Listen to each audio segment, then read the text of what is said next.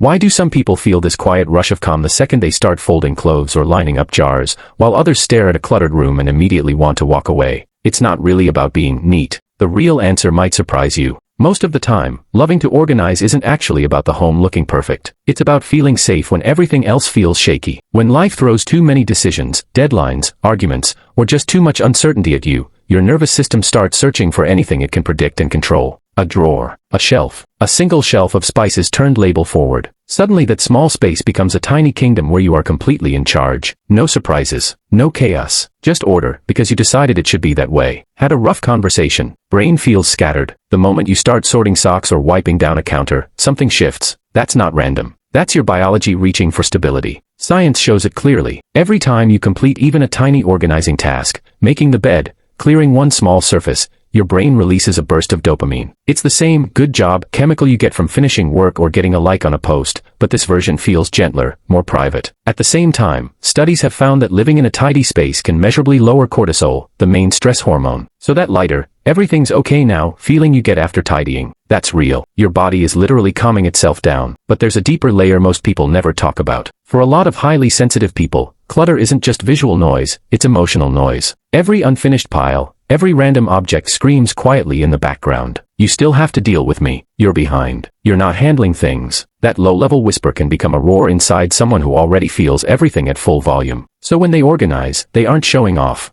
They're turning down the volume on anxiety. They're giving their nervous system permission to rest. For others, organizing turns into something almost artistic. The home becomes their canvas. The exact way books lean against each other, the color of the throw blanket folded just so, the single plant placed where morning light hits it. These choices feel like self-portrait. They're saying, without words, this is how I want to feel when I walk into a room. This is who I am choosing to be today. And then there's the rhythm. The slow, repeating motion of sorting, wiping, folding. For many it becomes moving meditation. You don't have to sit cross-legged and breathe deeply. You can sweep the floor and let your mind settle with every pass. The hands stay busy so the thoughts can finally slow down. The emotional part is the hardest to admit. Organizing is often about letting go. Every shirt you drop into the donation bag, every cracked mug you finally recycle, every gift you quietly release, is a tiny funeral for an old version of yourself. I don't need to carry this anymore. I'm allowed to outgrow this. That's why decluttering can feel strangely heavy. Sometimes your eyes sting for no clear reason. You're not just moving objects, you're rewriting the story you tell yourself about who you have to be. Your surroundings are always talking to you. A clear desk whispers, you've got this. A messy corner whispers, you're drowning. When you organize, you're changing the conversation. You're using the outside world to speak gently to the inside world. Every choice is quiet power. This stays because it brings me joy. This goes because it weighs me down. This shelf matters because I decided it does. That's why the whole process can feel so satisfying.